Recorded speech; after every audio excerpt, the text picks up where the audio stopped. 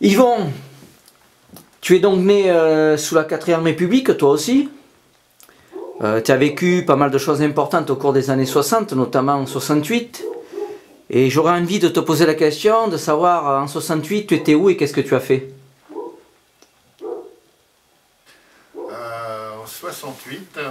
En 68, j'étais à la Sorbonne.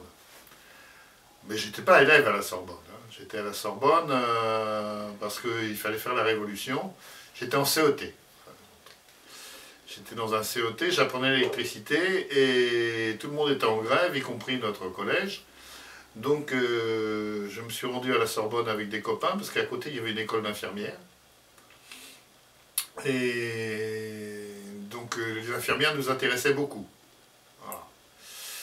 Et les infirmières allaient à la Sorbonne, donc nous avons tous été à la Sorbonne. C'est comme ça, je dirais, que les événements de 68 se sont passés pour moi. Et je faisais les sandwichs, je faisais le lien avec un certain nombre d'intellectuels, parce que c'est moi qui fournissais les sandwichs, étant donné que j'étais dans le 13e, et que dans le 13e, on avait d'excellentes boulangeries qui nous aidaient, parce qu'il y avait aussi une pénurie de pain en 68. Voilà. C'est mon petit passage dans les années 68. Et est-ce que tu étais animé d'une idéologie particulière rattachée au groupe de gauche qu'il y avait à l'époque? Aucune, aucune. Moi j'étais dans l'idée de ce qu'on vivait tous les jours, c'est-à-dire que le collège où j'étais, on avait des punitions corporelles, ça semble étonnant de nos jours d'entendre qu'on pouvait recevoir des paires de baffes, des coups de poing, des coups de pied, comment dire, des agressions même de la part de certains enseignants, et surtout de l'entourage, ce qu'on appelle aujourd'hui les pions. On n'était pas des sales gosses, mais on était peut-être un petit peu dur, mais je pense qu'on méritait quand même pas ça. Donc c'est la prise de position en 68 pour moi, ça a été surtout parce que je me suis retrouvé délégué, et délégué de l'établissement, et la prise de position pour moi, ça a été d'arrêter ce qui me semblait une injustice. La politique ne m'effleurait pas à l'époque. Nous, il y avait le général était là, les partis politiques n'existaient pas. Alors tu as baigné dans le domaine de la culture, de l'art, c'est le milieu que tu as le plus fréquenté. Quelle est l'année charnière qui a fait que tu as versé le plus dans la culture?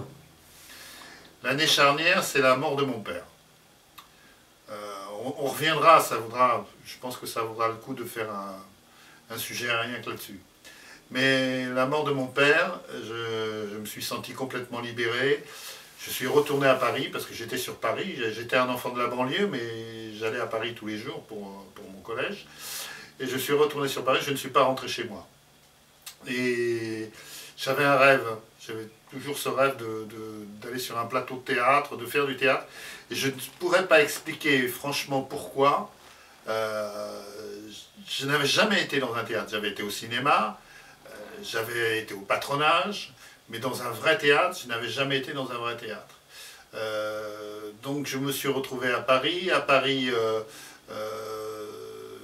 un lieu que je connaissais, bah, c'était le Golfe Drouot. Est-ce que c'est un lieu de culture, le Golfe Drouot? Alors là, mais c'était les dernières années du Golfe Drouot, c'était Henri Droux, le directeur, qui était très gentil. Et c'est un lieu populaire, hein. C'était pas un lieu comme sur les Champs-Élysées, c'était vraiment un lieu populaire. L'entrée était pas chère, des fois on n'avait pas d'argent, on arrivait quand même à rentrer. Et donc pour moi c'était un peu le point central de Paris. Je me suis retrouvé là et j'ai regardé autour s'il y avait un théâtre ou quelque chose qui pouvait m'ouvrir la porte pour que je puisse monter sur un plateau. Et c'est le théâtre Grammont qui s'est trouvé juste à côté, rue Grammont, qui donne sur la place Richelieu-Drouot. Et là je suis rentré et j'ai commencé à m'installer. Et c'est là où j'ai vraiment commencé à verser dans la culture, parce qu'avant c'était l'inculture totale. Les personnes du milieu artistique parisien que tu as rencontrées et qui sont devenues des personnages illustres, quelles sont-elles? Mais là, la première rencontre au Grammont, c'est un monsieur qui s'appelle Francis Blanche, enfin, qui s'appelait Francis Blanche, qui était dans sa loge. Et moi, je veux dire, je rinçais les verres au fond du café, c'est le cas de le dire. C'est-à-dire que le directeur du théâtre, M. Dupuis, m'avait pris en amitié, comme j'avais le même âge que son fils. et il me faisait faire des petits travaux dans le théâtre. Et je suis tombé sur ce monsieur Francis Blanche, qui était un monsieur d'une grande simplicité, contrairement à ce qu'on peut penser par rapport à l'aura qu'il a maintenant. Il était avec son ami Pierre Dac, et ils m'ont pris en affection. C'est vrai que j'avais pas beaucoup d'argent, donc pour manger c'était pas évident. Ils avaient décidé de me faire grossir. Alors dans la troupe, il y avait Francis Blanche. Pierre Dac n'était pas dans la pièce. La pièce s'appelait Un yaourt pour deux. Une grande pièce philosophique. Il y avait Jacques Balutin. Jacques Balutin qu'on a dans les grosses têtes aujourd'hui encore et qui est encore saillant. Il y avait Gilles Grossac, Marc Dudicourt, et Jacqueline Jefford. Voilà, une belle programmation pour du théâtre de boulevard. Mais c'était pour moi une école extraordinaire parce que c'était des gens d'une grande culture qui savaient faire à la fois rire avec peu de choses et qui étaient capables d'avoir des réflexions très très profondes. Alors la rencontre de ces gens a donné lieu évidemment au théâtre, a accru ta culture, et tu t'es dirigé vers justement la direction de pièces de théâtre.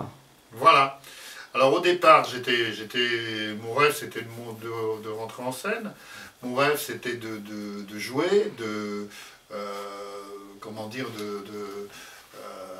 oui, devenir acteur. C'était pas parti pour la mise en scène. Alors très très rapidement, je suis au théâtre Grammont avec René Dupuis. René Dupuis me fait poursuivre mes études. J'apprenais l'électricité dans ce COT. Il me dit tu seras beaucoup plus utile en sachant allumer un projecteur que de monter sur scène. Moi j'ai des techniciens, j'en ai pas. Donc j'ai commencé comme ça. Et en même temps, il m'a fait reprendre mes études. J'ai passé le concours de la Rue Blanche qui est l'École nationale supérieure des arts et techniques du théâtre, qui se trouvait à l'époque rue Blanche, au-dessus de la place de la Trinité à Paris. Et c'était un peu l'antithèse du conservatoire. C'est-à-dire que rue Blanche, il y avait tous les techniciens, il y avait des acteurs, alors qu'au conservatoire, il n'y avait que des acteurs. Et je suis rentré à la Rue Blanche en électricité, en éclairagiste, on dirait maintenant, ils sont 10 000, on était 3. Et j'ai passé la première année donc en éclairagiste, et ensuite René m'a fait énormément travailler avec un autre monsieur que nous appelions Maître Gaulme, qui était un professeur également de la Rue Blanche, et je suis rentré en régie, où j'ai fait 2 ans de régie. Mais bon, il faut dire qu'à l'époque, on était à l'école, mais on travaillait. On travaillait tous les soirs, on était dans les théâtres tous les soirs. Donc c'est là où j'ai commencé véritablement à prendre conscience de ce qu'était la vie d'un acteur, d'un comédien. Alors, qu'est-ce qui a fait que je ne suis pas devenu comédien? Qu'est-ce qui a fait que je ne suis pas devenu comédien? À la Rue Blanche, et un jour, il y a un monsieur qui est venu, qui cherchait un rôle, enfin, qui cherchait à donner un rôle à un jeune garçon. Il fallait que ce jeune garçon soit blond, ce que j'étais. J'ai bruni un peu en vieillissant, mais j'étais blond, qu'il ait les cheveux très longs, j'avais les cheveux très longs. Là, j'ai un petit trou sur le nom du metteur en scène. Mais enfin, son film était Mort à Venise. Et moi, à l'époque, j'étais en collant. En collant, pas transparent, hein, mais j'avais des pantalons très collants. J'étais très mince. J'avais mes grands cheveux blonds. Je ne portais pas de lunettes. Et il m'a vu dévaler la rampe de la Rue Blanche. C'était un hôtel particulier avec une rampe. Il m'a vu arriver là-dessus. Ça devait avoir un petit côté féerique pour lui. Et Antonioni, voilà. C'est ça Antonioni, hein. Si je me trompe, tu me corrigeras. Hein.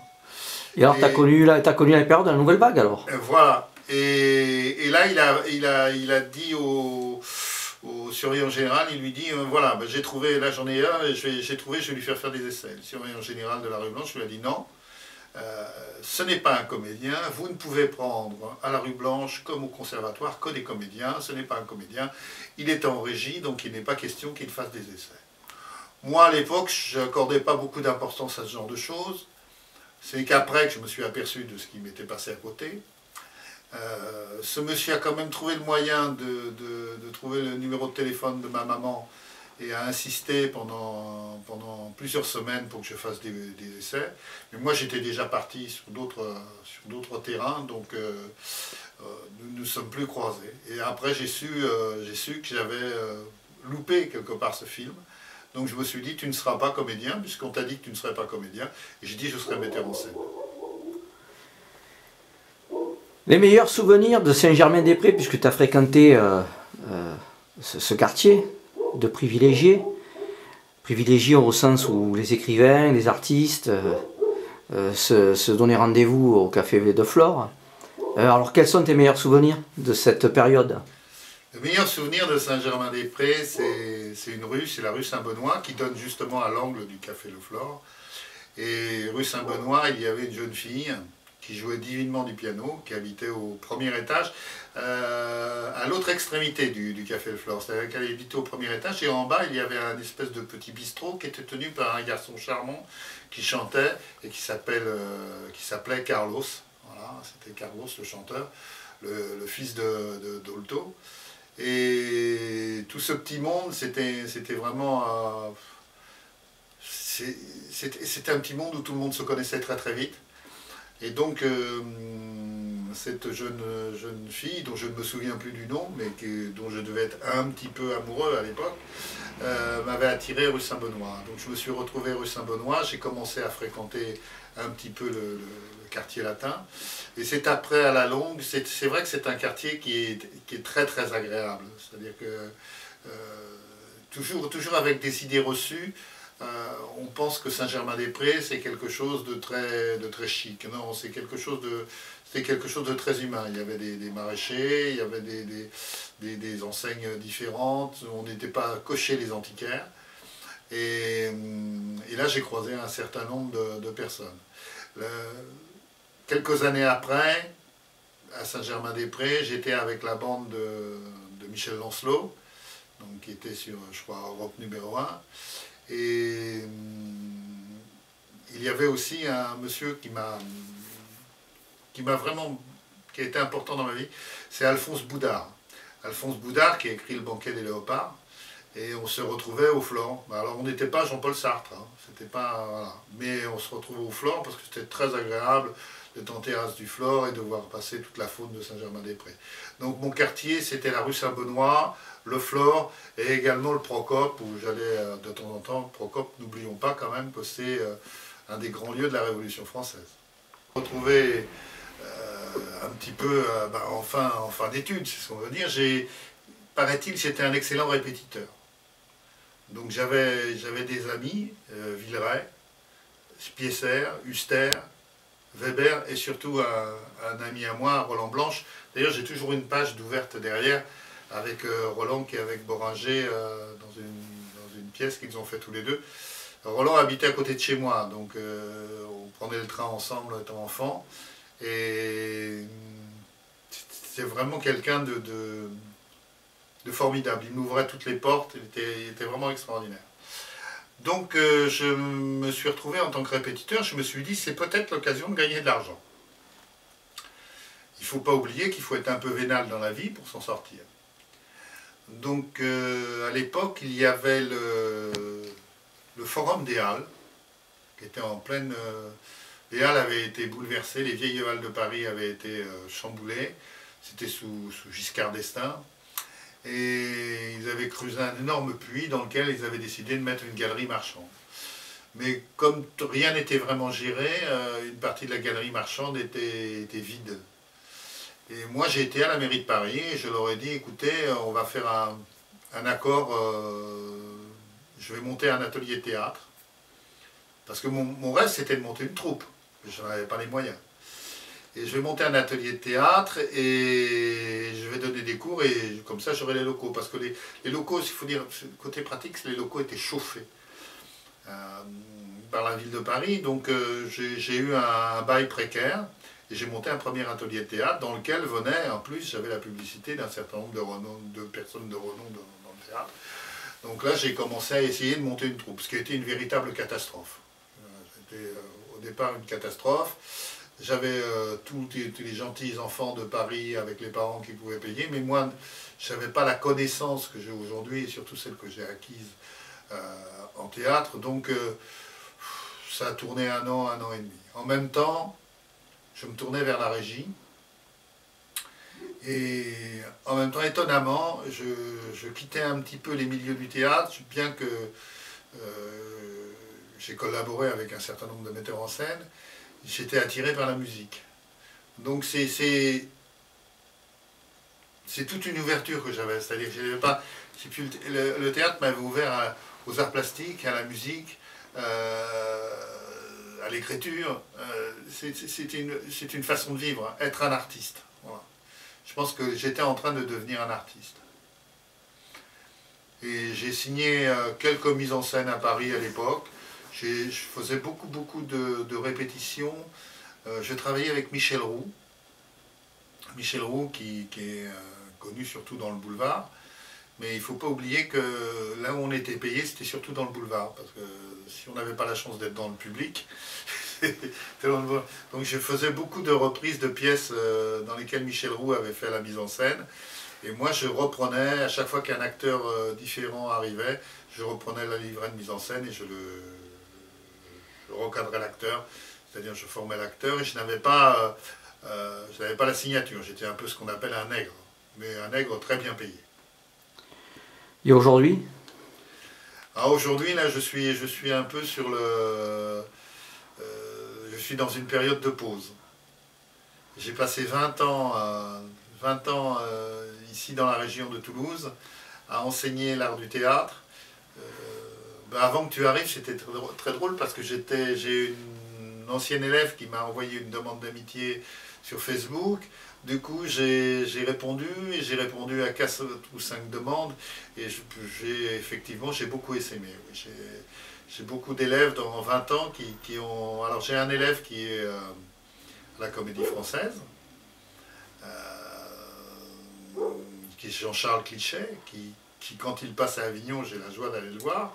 Ça fait très drôle de voir un élève sur scène, surtout aux Français. J'ai une autre élève qui est à Hollywood actuellement.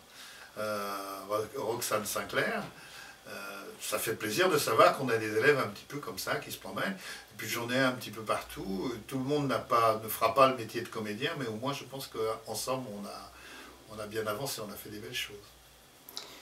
Yvan, merci. Merci à toi. Et à bientôt sur les réseaux sociaux. À bientôt.